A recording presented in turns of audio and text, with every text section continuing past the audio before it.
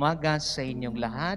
Magandang umaga rin naman po. At sa atin po mga nakikisa sa atin hong online mass via Facebook Live, SJ Pito Perez at yahoo.com account. At ganun din po via YouTube Live sa atin hong SJ Pito Paris channel.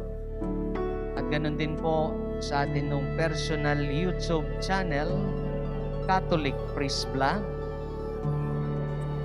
Anumang oras sa lugar ninyo, sa mga oras na ito, bumabati ako sa inyong lahat ng isang magandang buhay.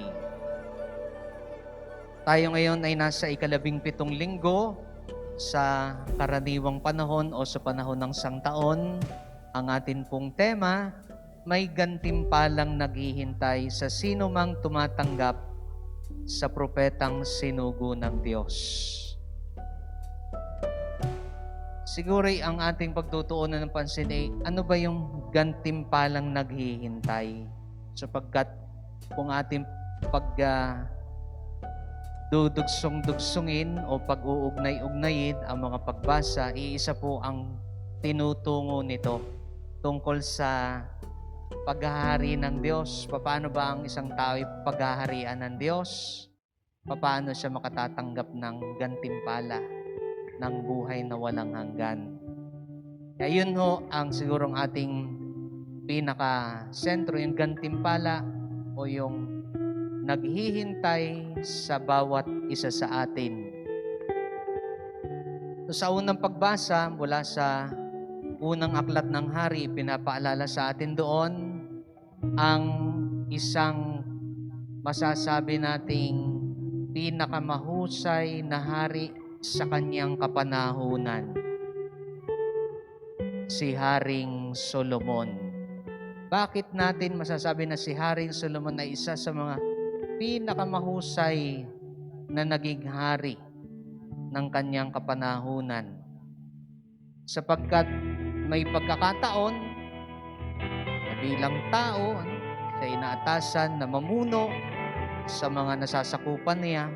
Kaya nga, kinakailangan niya ng mga katangian ng isang hari. Kailangan niya ng biyaya na nauukol para sa isang hari, para mapagharian niya o mapamunuan niya ang kanyang nasasakupan ng tama. Madala niya sa tama ang lahat ng kanyang mga nasasakupan.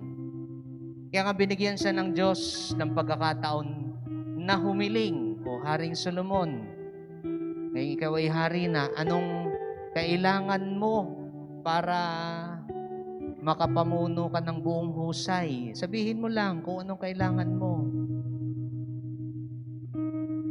At nakakatuwa na si Haring Solomon, alam natin na bilang hari, kailangan ng isang hari ang kapangyarihan. Diba? Kapag wala siyang kapangyarihan, baka yung mga pasaway, hindi niya mapamunuan. No? Kaya nga, ginamit sana yung kapangyarihan ang hihingin niya, inaasahan natin, pero hindi kayamanan, sapagkat yun siguro ang kailangan para makapamuno siya ng buong husay. Kinakailangan mo ng kayamanan. Pero hindi yun ang kanyang hiniling. Mahabang buhay. Para siya'y makapamuno ng matagal sa pwesto, hahabaan ang kanyang buhay. Walang palitan ng pamumuno hanggat siya'y buhay. Pero hindi yun ang kanyang hiniling. Diba? To stay in power. Kaya nga, ay anong hihilingin mo? No? Sabi ng Panginoon, ang akin pong hinihiling sa inyo ay bigyan niyo po ako ng isang pusong marunong umunawa sa mabuti at masama. Yun ang kanyang hiningi. Kaya nakakagulat Ito siguro ang panalangin natin sa mga leader sa buong mundo, sa ating bansa, na sila'y makapamuno, no? Sabagat yung mga leader natin, they may have the solutions to all the problems, to the problem of pandemic. No? Ginagawa nila ang paraan na yung mga scientists o galing bilis-bilisan na ninyo at nang lumabas na ang gamot. Pero, hindi sa kapangyarihan, hindi sa kayamanan, hindi sa haba ng buhay, no? Hindi sa kalusugan, kundi sa pusong marunong umunawa ng tama, mabuti, at ng masama o ng hindi mabuti. Kaya yun ang ating panalangin. Ano, Sunday? Ganon din ang mga leader, hindi yung extension ng termino ng kapangyarihan. No? Yan ang kanilang dasal. Ano, hanggang kailan kaya ako rito? Ano? Swerte ko naman pag ako'y anim na taon sa pamumuno. Sapagkat si Haring Solomon ay merong moral wisdom. Pinagkalooban siya ng moral wisdom. At yun ang kailangan natin, ay leader with moral wisdom. Sapagkat ang iniisip ng ganitong klaseng leader ay hindi lamang kapakanan ng kanyang mga nasasakupan, the common good. At kailangan naman yun, common good, kundi ang kabutihan ng individual, ang kabutihan ng bawat isa. Yun din ang iniisip niya. Hindi lang para sa lahat. Yung mismong personal, yung tao, yung individual, ay kanyang isinasama. No? Kumbaga, walang maiiwanan. No? Walang, lahat ay kasama sa pag-unlad. Lahat ay kasama sa pagtaas. Kaya nga, si Haring Solomon, lahat ng mga naisulat tungkol sa karunungan sa lumang tipan, sinasabing si Haring Solomon ang nakapagsulat. Kaya yun ang atin pong dasal, no? Panalangin. Sa ikalawang pagbasa, mga minamahal na kapatid, kay Kristo pinapaalala naman sa atin ni San Pablo sa kanyang sulat sa mga taga-Roma na love God in all things. Mahalin natin ang Diyos sa lahat ng bagay. Love God is the wisest course of action. Sa lahat ng mga bagay, mahalin natin ang Diyos. So yun ang paalala sa atin ni San Pablo sa mga sulat niya sa taga-Roma at maging sa sulat niya sa mga taga-Korinto.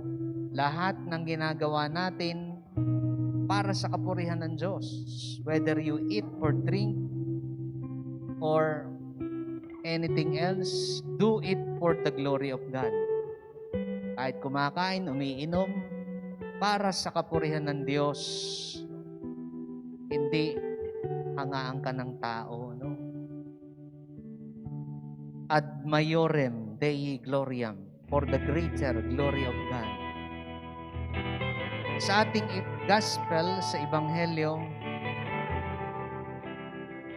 so yun ho ang sinasabi, yung tatlong talinhaga, kung paano ka makatatanggap ng gantimpala. So yung unang talinhaga na sinasabi rito, merong isang nakahukay ng kayamanan sa bukid. Nung makita niya, tinabunan niya uli. So anong kanyang ginawa? Umalis siya, no? Pinagbili niya lahat ng kanyang mga ari-arian, tapos bumalik doon sa nakita niyang bukid, binili niya yung bukid na yon. So ganun daw ang paghahari ng Diyos, na kailangan mamuhunan ka. Kinakailangan ay tataya ka, no? At yung iyong pamumuhunan o yung pagtaya ay hindi lang basta barya-barya. Kundi todo na, lahat, all in, no, all in. Sapagkat malaki ang balik noon sa iyo. Ano, hindi ko po sinasabi na kayo magsipagtayaan sa mga ha. Ang sinasabi ho natin ay malaki ho ang balik ng gantimpala ng isang kung gusto nating tayo pagharian ng Diyos, no? Tataya natin lahat-lahat, no? Todo all in tayo diyan, no? Para tayo ay makakuha ng gantimpala. Mas malaking gantimpala. At yun ang ginawa nung una. Umalis siya, makita niya yung kamanan. Oops, hindi lang siya maswerte, di kayamanan, kundi matalino siya. So, tinabunan muna niya, umalis siya. Okay, so lahat na ng mga property ko, ako na may jackpot ako dito, sigurado. Kaya nga, pinagbili niya mga ari-arian niya. Then afterwards, saka siya bumalik at binili niya yung bukid. So, ganun din ang paghahari. Ikalawa, mamahaling perlas. So, ganun din. Kapag siya'y nakatagpo ng isang mamahaling perlas, so lahat ng mga koleksyon niya ng mga mahalagang perlas, mga maliliit, kinakailangan din niyang ibenta. Kinakailangan din niyang pakawalan yung mga yon para makuha niya yung mas malaking perlas, mas makintab na perlas, mas mahal na perlas.